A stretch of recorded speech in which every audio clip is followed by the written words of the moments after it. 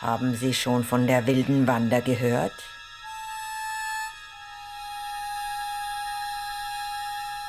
Jenem furchterregenden Weib, dessen Name wie ein Peitschenschlag in den Gassen Wiens verhallt.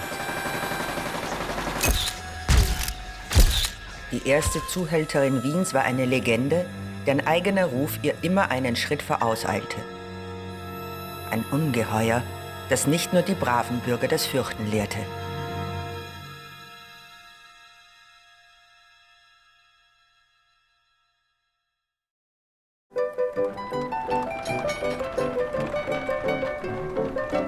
Die Geschichte von Wanda Gertrude Kuchwalek begann in jener Zeit, als Wien sich vom Krieg erholte. Ihren Vater, einen russischen Besatzungssoldaten, lernte sie nie kennen. Ihre Mama hingegen war Schlangentänzerin in einem Zirkus.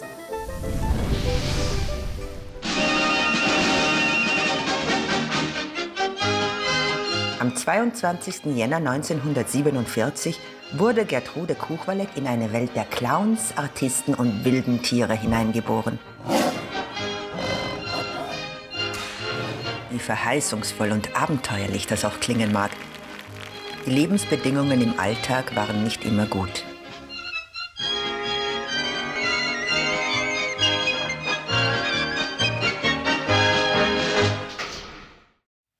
Mit 14 stand Wanda Kuchwalek zum ersten Mal vor einem Jugendrichter und wurde daraufhin in die Bundesanstalt für Erziehungsbedürftige in Wiener Neudorf eingewiesen, die von der Kongregation der Schwestern zum Guten Hirten geführt wurde.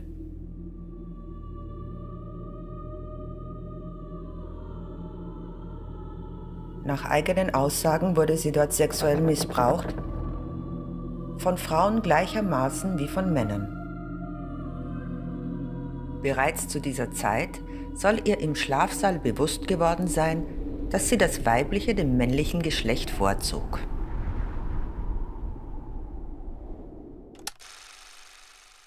Später, als junge Erwachsene, begann sie eine Ausbildung zur technischen Zeichnerin, die sie aber bald wieder aufgab.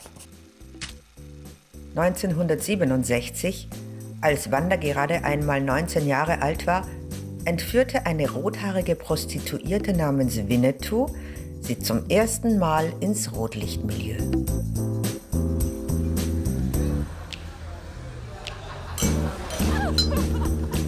Naja, wie hat sich das entwickelt? Ich war ca. 19 Jahre, bin das erste Mal mit zweiten Bezirk in Kontakt gekommen, mit Urna. Ja, und die hat mir gefallen und die hat eigentlich mir erzählt, die war älter. Und ich war nicht nachgesagt, weil es mir gefallen hat. Und dann natürlich ist es so, jetzt sagt die, du brauchst nicht arbeiten gehen, weil ich verdiene das. Die kommt in der Früh heim, ich gehe in die Arbeit, stehe auf und dann siehst du da nichts. Transaktion, und das ist für jede, die nicht so wenig, weil da spielt ja schon das Bett, das ja auch nicht. Ne? Die kommt heim und will. Klar, ja. Also, ich habe sicher nicht nachgesagt, ich war mir aber das nicht bewusst. Also, was für Folgen haben könnte, gesetzmäßig. Ne? Bald hatte sie ihre erste Freundin, die 24-jährige Inge, mit der sie sowohl ein geschäftliches als auch privates Verhältnis pflegte.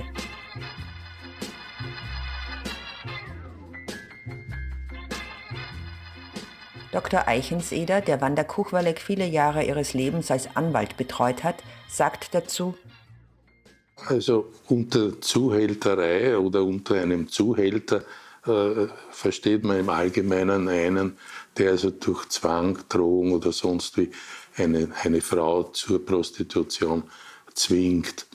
Das war bei der Kuchwalek überhaupt nicht der Fall. In dem Sinn war die nie Zuhälterin, sondern wenn es so Situationen gegeben hat, wo aus ihrem Umfeld Mädchen zur Prostitution gekommen sind, dann waren das in der Regel immer Freundinnen von ihr, sprich von mir aus Lebensgefährtinnen. Aber das ist alles im Einvernehmen geschehen und ich habe keinen einzigen Akt gehabt mit ihr, wo eine typische Zuhälterei war, sondern die haben sich gegenseitig, klingt jetzt vielleicht blöd, aber die haben sich gegenseitig verliebt. Ja, und so ist es passiert.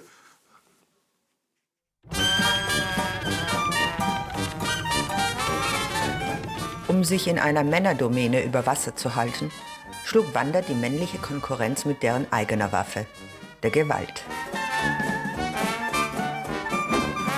Dabei kamen unterschiedlichste Gegenstände zum Einsatz.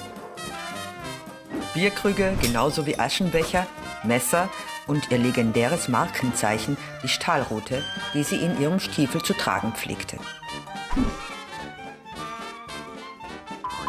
Einmal, als ihr ein Konkurrent eine Frau abspenstig machen wollte, soll sie 43 Schüsse aus einer umgebauten Gaspistole gefeuert haben. Ihre Devise lautete: Entweder du kassierst oder du töst aus. Ich habe mir es nicht gefallen lassen. Ganz einfach. Und wenn jetzt einer sagt, du arme Sau, sowas früher, nein, weiß nicht, verboten oder eine ganze Katastrophe, du arme Sau, aus dir machen wir ein Fischfoto, so wie, okay, mach es. Wenn es dir gelingt, mach es. Ja, und dann war es halt dann so, dann bin ich raus und dann wirklich auf mich hier und hat vorhin geschossen und gestochen und er hat sich angeschissen und war der Erste, was auf die Polizei gekommen ist, der super Strinzi. Und ich war Meier, ich war im Gefängnis. Ja? So schaut's aus. Und drunter im Wurstelbruder, dort wo die Strize sind, wo in die Westentaschen und Messer stecken dann, dort wo die Leute noch sind, ganz ohne Vierlefanz, da hörst du heute noch die Glosche am Tanz. Auf der Gussen, am Buschen, schöne Frauen, gut verhauen, wenn man seine Wecker nimmt, werden die Kugel sprengt, was die Füße sind und schreien Juche.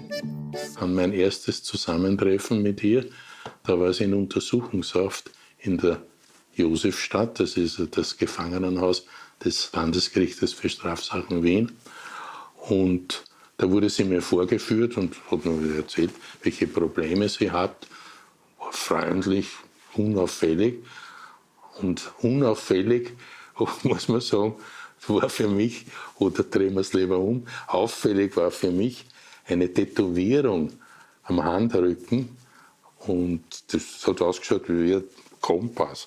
Und ich habe zu ihr gesagt, was ist denn das da? Und zeigt mir stolz noch. Sagt sie, das ist ein Kompass. Sag ich, naja, und was machen Sie damit?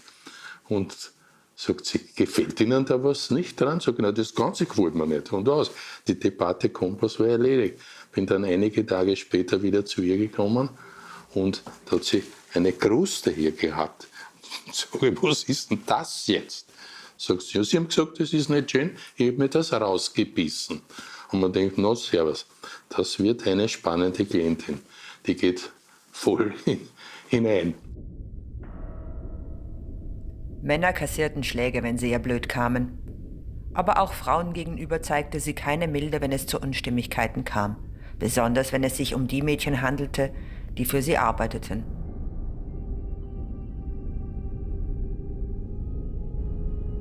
Als Inge II., eine Bekanntschaft aus dem Gefängnis, einen Schlussstrich unter den gemeinsamen Lebensabschnitt setzen wollte, ertränkte Wanda ihren Frust in Bacardi Cola.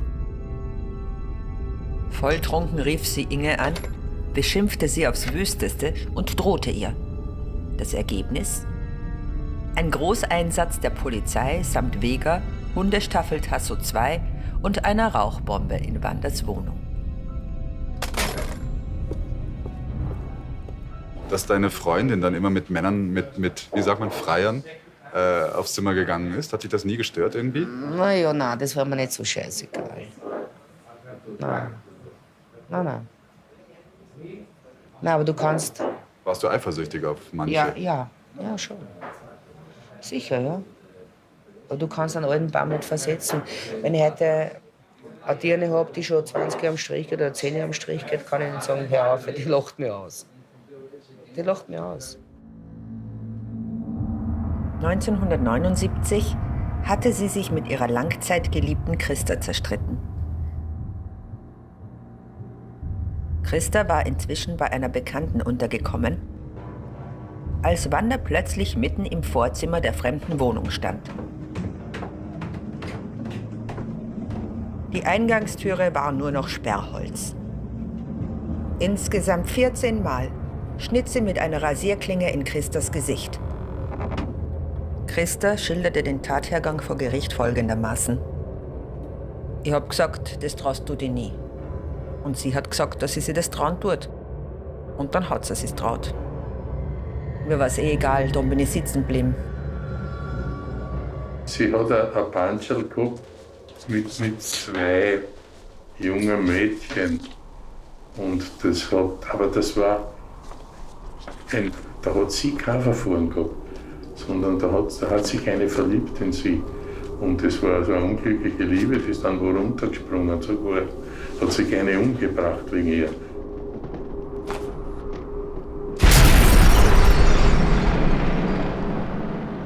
Wenn man die große Anzahl an Liebesaffären bedenkt, die Wanda Gertrude Kuchwalek im Laufe ihres Lebens hatte, kann man annehmen, dass sie eine attraktive Person gewesen ist.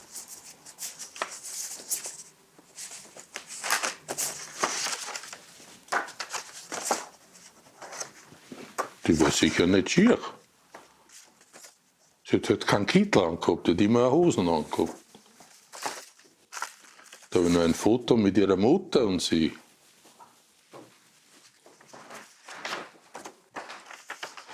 Das ist auch interessant. Vorgeführt zu Verhandlungen ist sie immer mit 2 Justizwachebeamten. Einer hat Angst gehabt, dass da was passiert. Wandas Beziehungen scheiterten aber wiederholt an Gewaltausbrüchen, denen meistens ein enormes Maß an Alkoholkonsum voranging.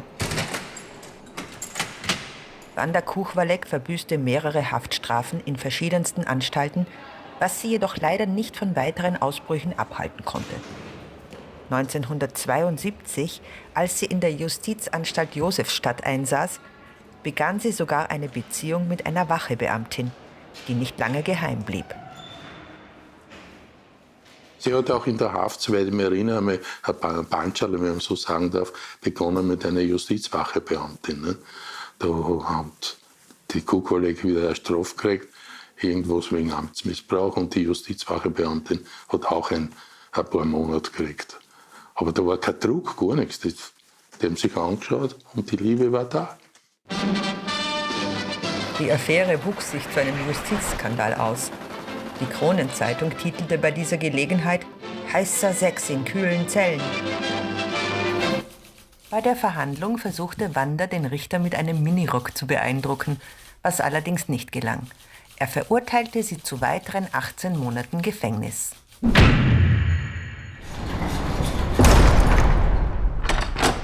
Man hat mit ihr schon Sachen erlebt, die gibt es normal nicht. Oder sie hat mich einmal ersucht, lassen Sie sich was einfallen, ich möchte aus der Strafhaft früher entlassen werden. Sagt sie, wissen Sie was, Herr Doktor, ich habe eine Idee. Sag ich, oh je, was haben Sie für eine Idee? Ich werde heiraten. Sag ich, Frau Kuchwalek, wer wird Sie heiraten? Gut, im Gefangenenhaus, alles hergerichtet für die Zeremonie der Eheschließung Kuchwalek mit einem Mann, wenn ich nicht mehr weiß, wie der Kerl geheißen hat. Und der Standesbeamte vom Standesamt Josefstadt war auch da. Brauchen wir ja zum Heiraten, sonst geht's nicht.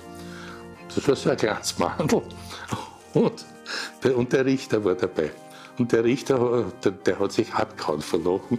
Sagt der Frau Kuchwalek, wollen Sie jetzt, nachdem Sie verheiratet sind, Ihren Mann nicht küssen?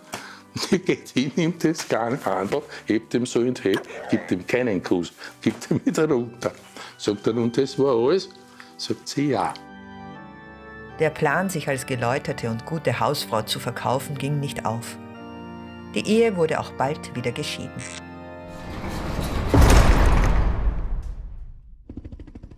(1976) verübte die deutsche RAF-Terroristin Waltraud Bog in Wien einen Banküberfall und wurde daraufhin in der Strafanstalt Schwarzau in der Steiermark inhaftiert, in der auch Wanda einsaß.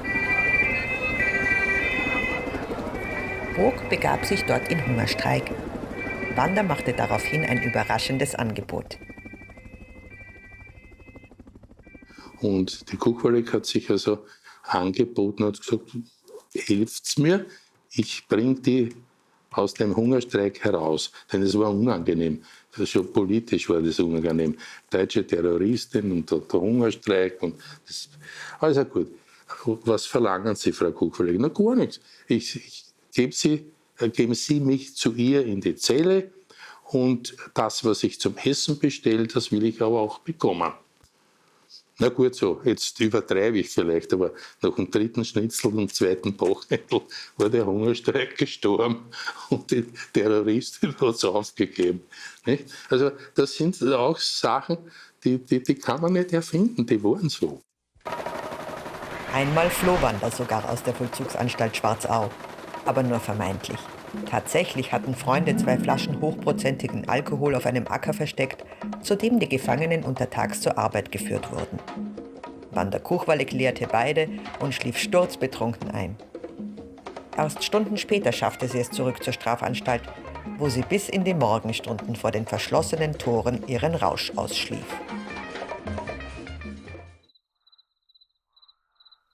Insgesamt 21 Mal wurde Wanda Kuchwalek verurteilt. 12 Jahre ihres Lebens verbrachte sie hinter Gittern. Dort las sie unter anderem Friedrich Nietzsche, ihre Bibel, wie sie sagte.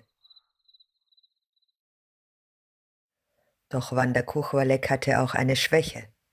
Jene für ihren Hund Lady, einen Bullterrier, den sie über alles liebte, wie ein Brief an ihre Freundin Christa belegt.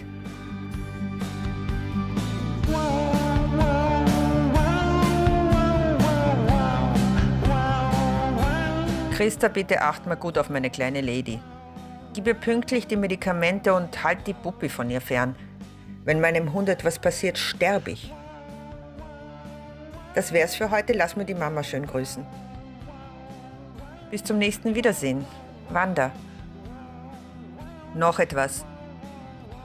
Einmal pro Woche braucht die Lady eine Entwässerungstablette. Nicht vergessen. Du hörst, was machst du denn für Sachen? Es war Christa, die sich in den letzten Lebensjahren um Wanda kümmerte. Sie brachte hin und wieder Schnitzel mit Kartoffelsalat vorbei. Dass Wanda ihr das Gesicht zerschnitten hatte, spielte dabei keine Rolle mehr. Ja, ich glaube, ihre letzte Freundin, das ist die, an die der Brief gegangen ist, die hat mir immer wieder berichtet, dass ihr nicht gut geht und irgendwo mein Herz hat es gehabt. Und naja, so ein, wie soll ich sagen, ein gesundes Leben hat sie auch nicht geführt. Ne? Sie konnte ja Unmengen saufen an Alkohol, also, bevor man da was bemerkt hat. Aber sonst war es ein sympathischer Kerl. Ich kann mich nicht erwehren. Wanda Gertrude Kuchwalek, alias Renate, wie sie sich in den letzten Jahren zu nennen pflegte, starb mit 57.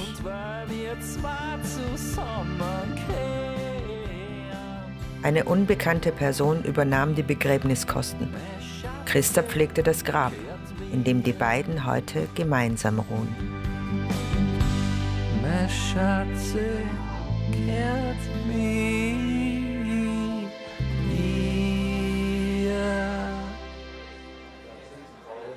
Bei mir können heute immer viele Leute klopfen. Das kann sein meine Ex-Freundin.